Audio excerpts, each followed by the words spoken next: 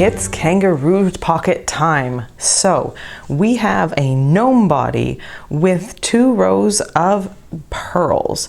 Well, they were garter stitch rows, but we purled to make them. So what this is going to mean is that we are going to pick up from one row, knit a slightly decreasing area so that it is shaped like longer here and shorter there, and then we're going to fasten it down.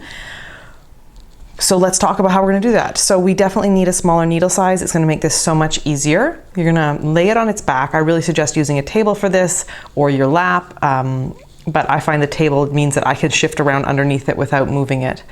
And don't forget that you are going to need color 4 and color 2. So for me, that's Koi Pond and Green Gables. So we will need those.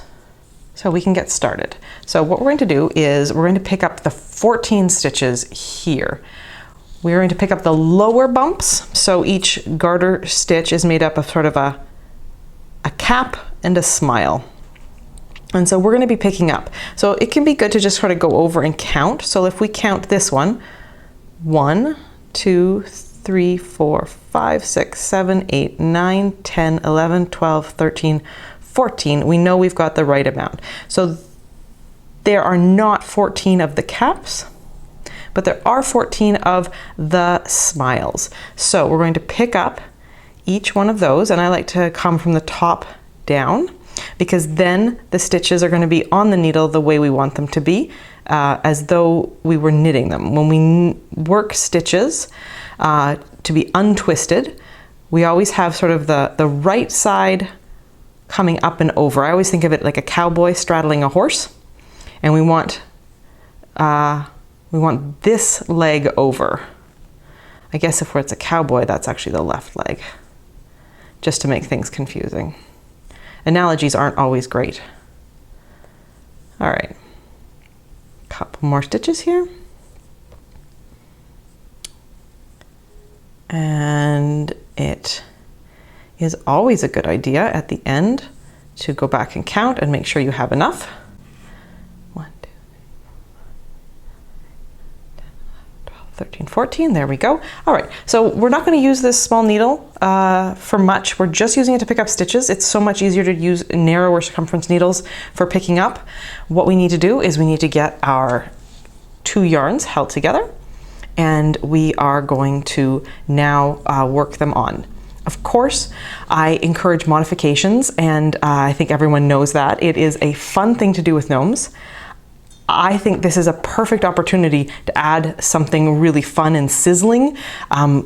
For instance, I debated every color combination there was out there. In the end, I decided to go for a subtle, sort of like Gnicki's wearing a summer hoodie and it's cold around the campfire, so she's putting her hands in her pockets, and so it's the same color as the hoodie in this case, but I thought really hard about doing 2 of color 3. For me, the blue, I thought about doing everything.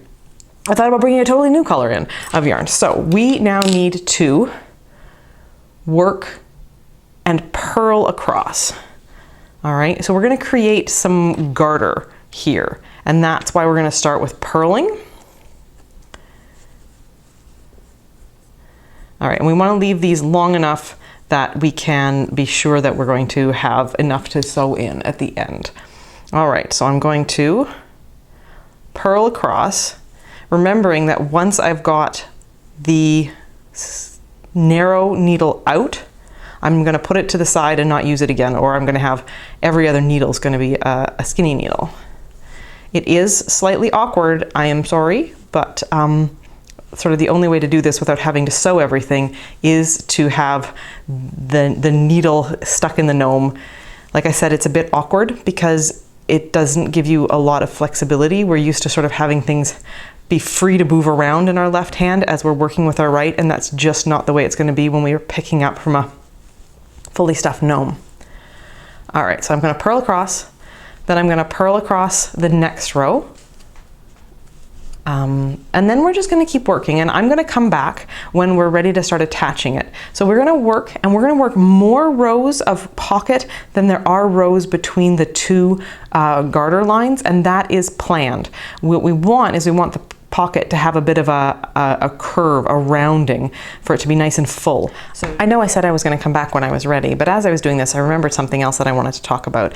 As you purl back, this is going to be loose and floppy, and that's okay, because when we go to sew it together, we can firm it up. But as you work the edge where we join the yarn, it's going to be a little loose and gross, but don't panic, it's all going to be good in the end.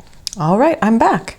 So just like purling that first row created a line of garter bumps, knitting the last row has created a line of garter bumps. Now I know some of you will be wondering why we didn't finish this edge, why we didn't slip a stitch or work garter or something on the edges, but the truth is that stockinette likes to curl back, and that's going to finish this edge. It almost looks like an I-cord edge there, and because we're going to be sticking hands in, it's going to just kind of keep tucked in. So the fact that the stockinette's wanting to curl is actually what we're going for, and that's how we finish this pocket sides.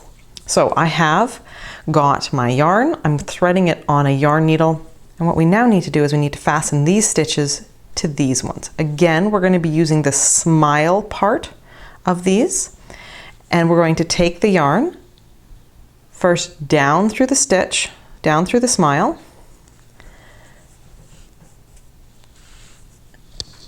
and then we're going to go purlwise through the first stitch on the needles. Take it off.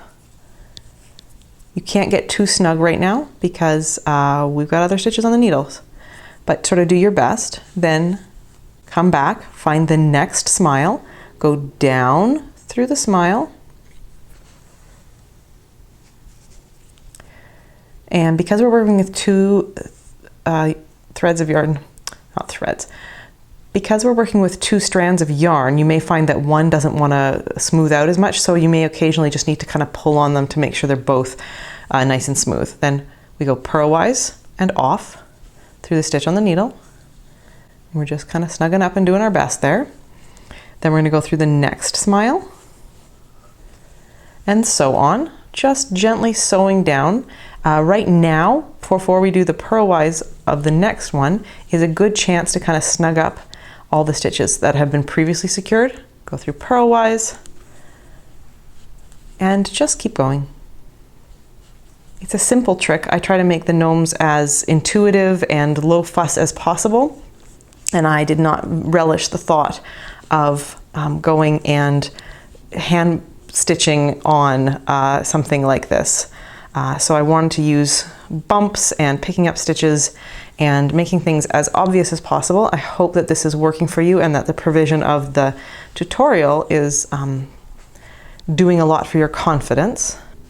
Last smile, last stitch. Isn't that convenient? Almost like I planned it that way. All right, so here we go. We've got our top of our pocket.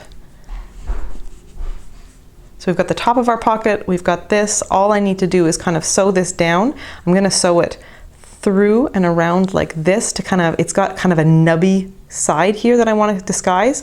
So I'm just gonna kind of go back and pull that in, and it just tucked right in and looks just really great. So what I'm going to do now is I'm actually gonna plunge my yarn right through to the other side, and now I'm gonna worry about securing it.